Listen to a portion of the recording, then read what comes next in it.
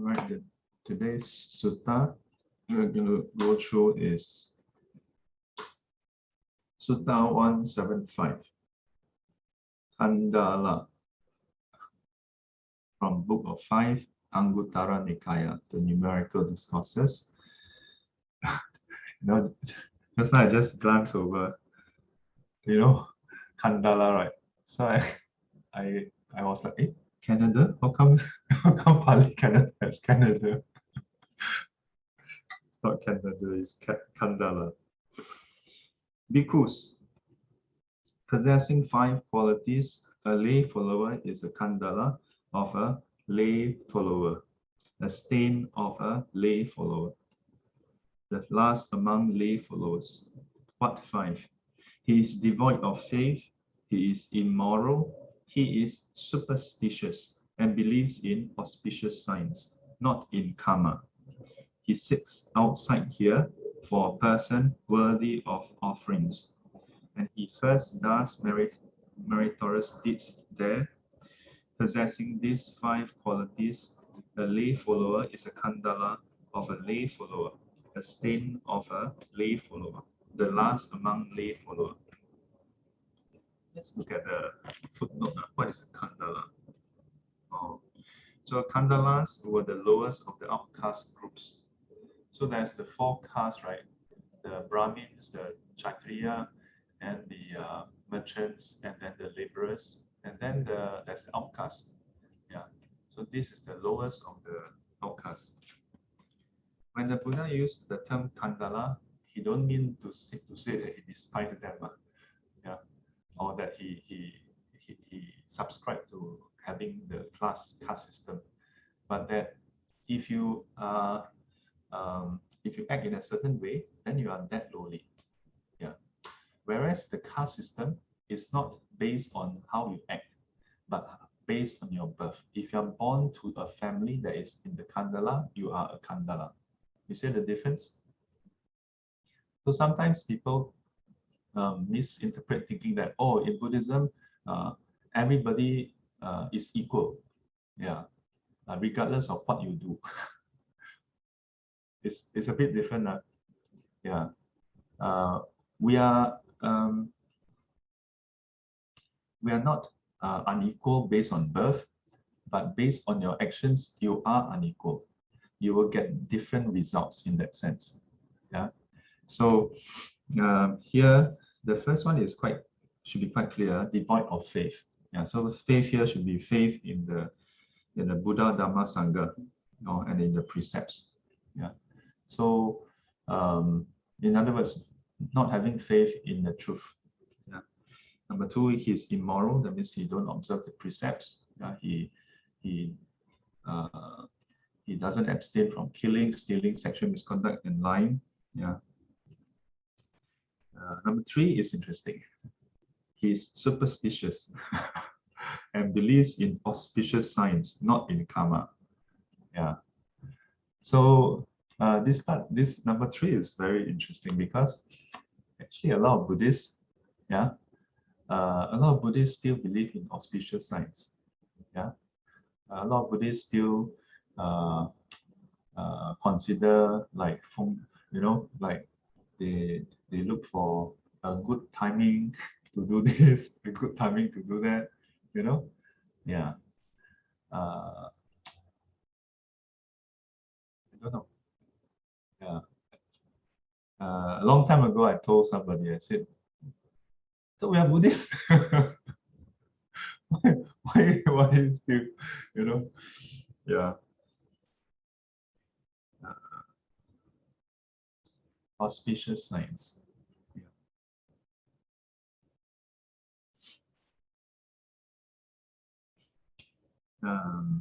You see that there's a contrast here: believing in auspicious signs and not in karma. Karma means causality, right? It means you do this, you get this result. Yeah. When we believe in auspicious signs, or you put something here like this, you put something here like that, then you get certain results. You want to be rich, or you go and buy very common, you buy a turtle, no, not turtle, the frog, then inside there's a door or something. I don't know. I'm just anyhow say one. Yeah. Nowadays, shouldn't be holding on to a coin, should be holding a credit card. Yeah. Or maybe holding on to Bitcoin. Uh, but of course, for many people, Buddhists or non-Buddhists alike, it gives them a lot of comfort. Yeah, it makes them feel confident about life. And then they say, yes, I'm going to be rich. Yeah. You know who is rich as a result? Those who are selling all these things, they become rich. Not the people who buy. The people who are selling become rich. Yeah. The thing about it, if putting all this really make people rich, the people who are selling it don't have to sell. They just put it there, then they just collect money from out of nowhere. Why should they still be selling it? Right?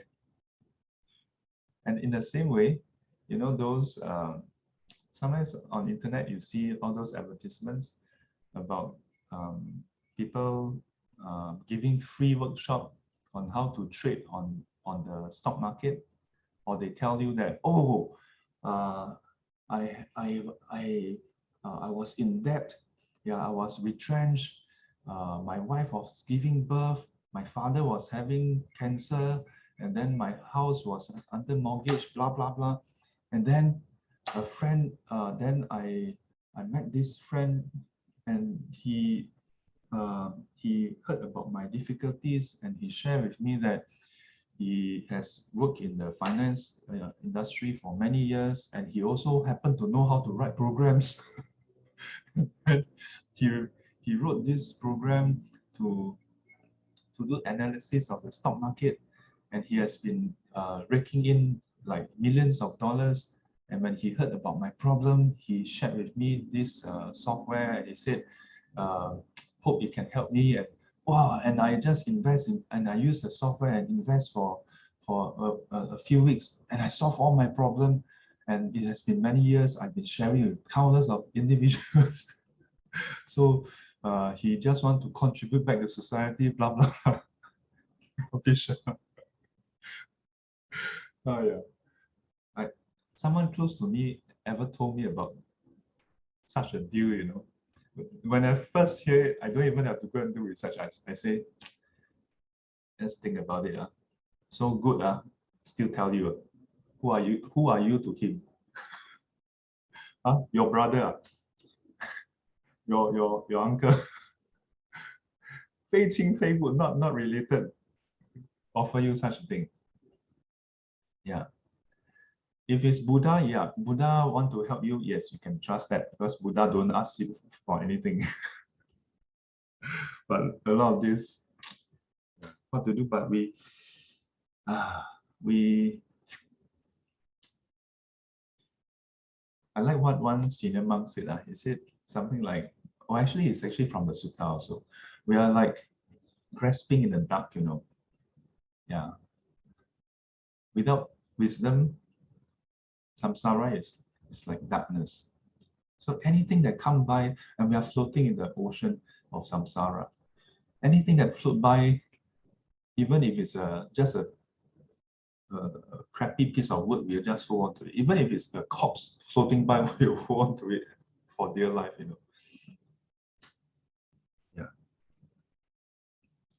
So number 4 and number 5 are somewhat related. He seeks outside here for a person worthy of offerings. Yeah. So in other words, he believed that so the outside here refers to those within the Noble Eightfold Path. Yeah. Like he thinks people who are not practicing Noble Eightfold Path is actually worthy of offering. In other words, they think they are enlightened, or they are wise, they have virtue qualities.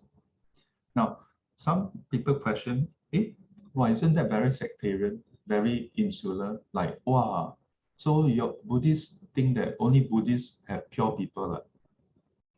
One way to look at it is, if you look at many suttas, that's almost literally what the Buddha said, that outside of the Dhamma Vinaya, outside of the Four Noble Truths Eightfold Path, there is no Arahant. you can see such literal verses. But if you understand the verse to be the principle that outside of anybody who has right view, right intent, right speech, right action, right livelihood, right effort, right mindfulness, right concentration, for anyone who doesn't have this, who doesn't appreciate what truly is suffering, who has not penetrated into suffering, understand what is suffering, who has not know about the origin of suffering, penetrated into the origin of suffering, and has abandoned the origin of suffering. For anyone who has not understood what is the true end of suffering, penetrated into the true end of suffering, has attained the true end of suffering, outside of anyone who has not understood the path leading to the true end of suffering, the penetrated into the path leading to the true end of suffering, outside of anyone who has not developed the path leading to the end of suffering, then how can there be someone who is truly worthy of suffering, worthy of offering? Sorry, worthy of suffering, worthy of offering. You know what I mean? Yeah. So it's not so much the label Buddhist, Yeah. Because in the Sutta, the Buddha never used the term Buddhist also. He just merely say, anyone who don't have these qualities, you cannot find someone who is an arhat. That's to say that even if someone call themselves XYZ of a certain religion, but if this person somehow managed to reach the penetration into the truth, the person is also worthy of offering. And that's why in some other suttas, the Buddha say that offering should still be made to those who are Brahmins, who are ascetics of other schools, as long as they, one is, there are those who are still virtuous. Two is, even if they're not virtuous, you offer to them, they're still merits. But here is a bit different. Here is talking about whether they are worthy or not. So it must possess those wholesome qualities. So this is the sick outside means outside of this, that means outside of those who have true qualities, you go and think that some other people have qualities. And number 5, he first does deeds there. Yeah, so meritorious.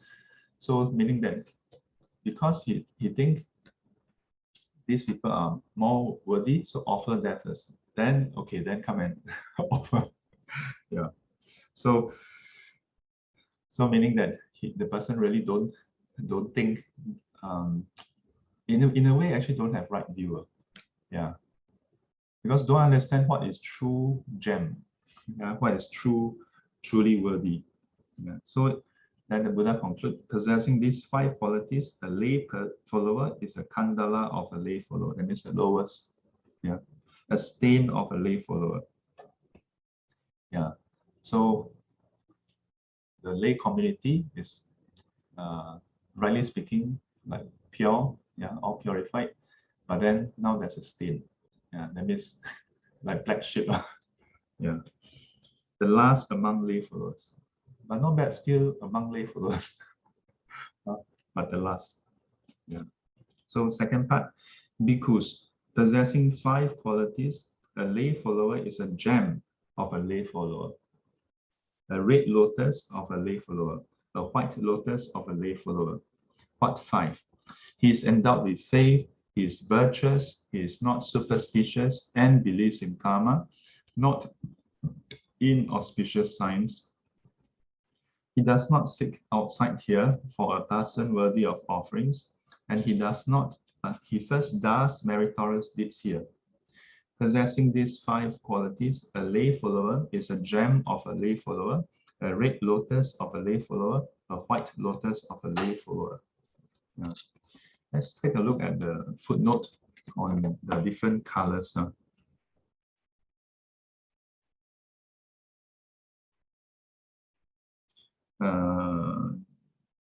No further explanation. Yeah. Rabbi Bhikkhu Bodhi cited some Pali text to highlight what is the original term. Yeah, I would presume that in various suttas mention about the different colors of the lotuses. I would presume the red color and the white color are quite held in high esteem within the Indian context. So this is today's text, Sutta 175, Caṇḍāla, from the book of 5, Anguttara Nikaya, the numerical discourses. Okay, so are you all the gem of a follower, of the lay follower, the red lotus of a lay follower, the white lotus of a lay follower, or are you the Caṇḍāla?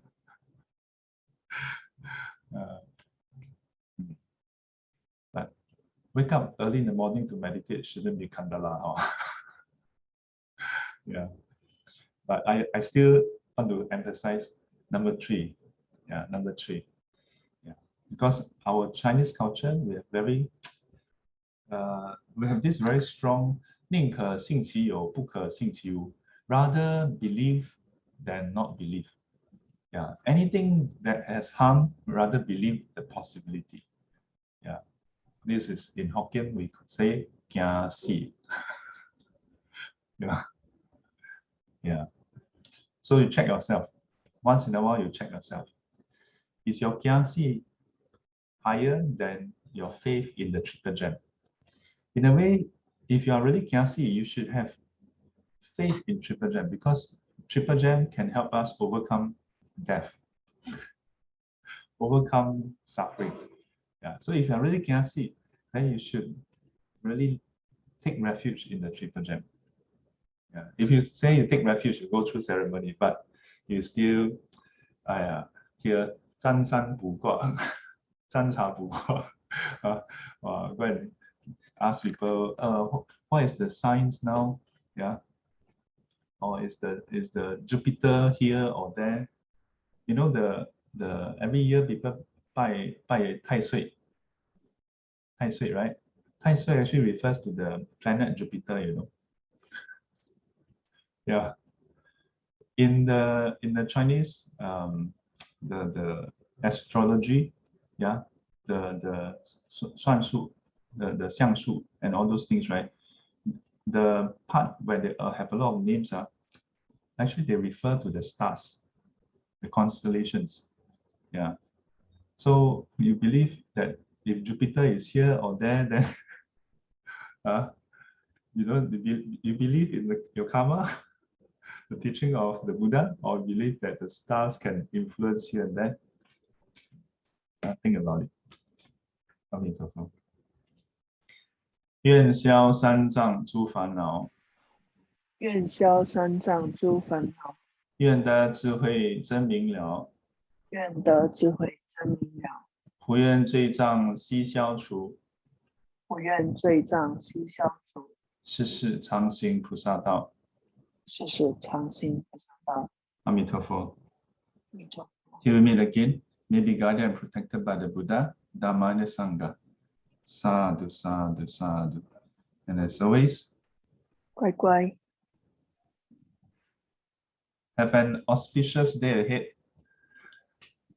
谢谢师父。 Thank you, 师父。 Take care, stay 谢谢师 safe. 父，谢谢大家。 Thank you, 师父。Thank you, 师父。 Okay, Thank you, 师父。 师父，拜拜。 bye bye. 师父，拜拜。 Bye, Lama. 拜拜，师父拜。